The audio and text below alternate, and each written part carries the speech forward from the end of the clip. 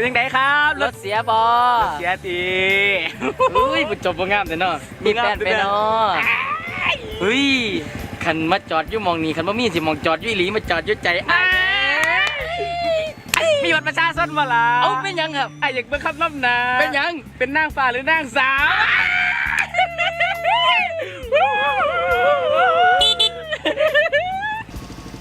เฮ้ยเมียกูเด้อนี่ไออันเฮียนยายสีไปทางไหนครับผมไปบ่ทันถึกครับไปทางไหนไอ้หุ่นตรงไปทางหุ่นกูครับคุณครับไอ้บันยายสียายสีไอ้เป็นไหนเจ้ามาเลี้ยวเห็นแล้วโอ้ยนั่นดิเข้าไปเบิ่งเนี่ยเขานั่นเสียดายเดี๋ยวเนี่ยเขาเองเดี๋ยวต้องเป็นเนี่ยเขาว่ะน่าจริงมาพอกันก่อน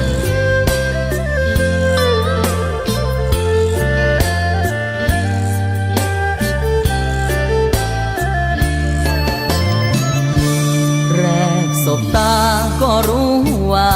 เธอมีเจ้าของแต่หัวใจยังมีเอียงมองเพราะว่าน้องนั้นโดนใจอายเจ้ามีผัวแล้วยังอยากเป็นแมวจอบลอยข้างใจหอนสิเหตุจังใดย้อนอกข้างซ้ายลงรักเมาเพียเอากันบ่ได้ขอแค่ใจเป็นสุขก็พอจอบเบิ่งพอวย้ำผัวเขาเผลอแอบลอยเบิ่งน้องได้เก็บมาฝันถึงชาตินี้หักได้แค่มองวาสนามาเบิ่งปลากระป๋องขอสิทธิ์แค่มองฝันอยู่ฝันกินมักเมียเขา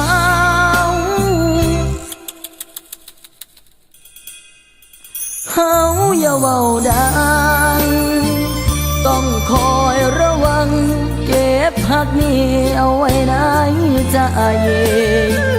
หากบุญมีพอผัวเขานั้นเลิกรามือได้ถือเป็นโอกาสทองของอ้ายสิเฝ้าเข้าไปดูแลทันทีเมียเขาคนนี้บ่มีมองตีอายละสะอ่อนอยากกอดเจ้านี่แทนมอนผิดแต่ตอนนี่เป็นเมียเขาอยากเป็นเจ้าของแต่ผัวน้องที่ตามเป็นเงาอยากสิห้องดังเด้เขาว่ามักเมียเขาแต่ว่าดังบ่ได้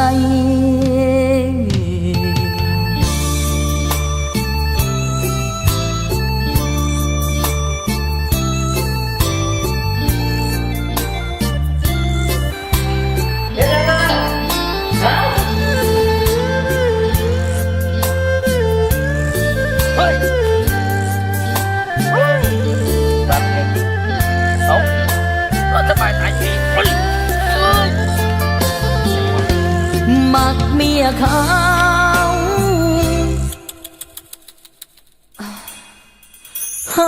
อย่าเว้าดังต้องคอยระวังเก็บหักนี้เอาไว้ในใจหากบุญมีพอผัวเขานั้นเลิกรามือได้ถือเป็นโอกาสทองของอ้ายสิเฝ้าเข้าไปดูแลทันที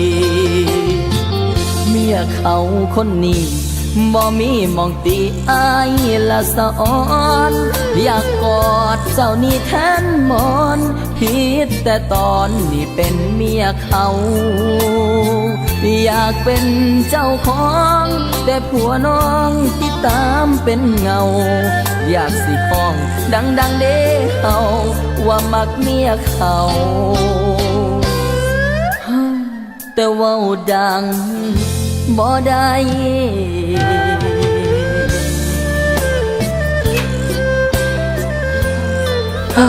ง่ายนี่เฮ็ดบุญได้หยังเงินได้เมียผู้งามเนาะมึงอย่าหูสมบ่ไอ้เจ้าเฮ็ดบุญในยังเจ้าคือได้เมียผู้งามแท้โอ้ยแก้วช่วงนี้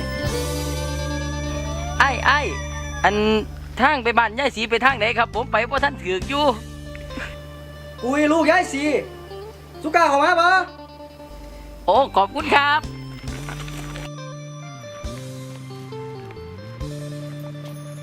สรุปแล้วมึงมักเมียเขาสันติ อุ้ยมักเมียเขาโง่ดังปานนั้นพวกกูโหน้ำตีตายเลย เขาว่าตีดอกแต่ยังว่าเขาเป็นผีบ้ากลับบ้านเราบอตีเนื้อกูบอตี เมียเขาคนนี้บ่มีมองตีอายละสะอ่อนอยากกอดเจ้านี่แทนหมอนผิดแต่ตอนนี่เป็นเมียเขาอยากเป็นเจ้าของแต่ผัวน้องที่ตามเป็นเงาอยากสิห้องดังๆเด้เขาว่ามักเมียเขาแต่เว่าดังบ่ได้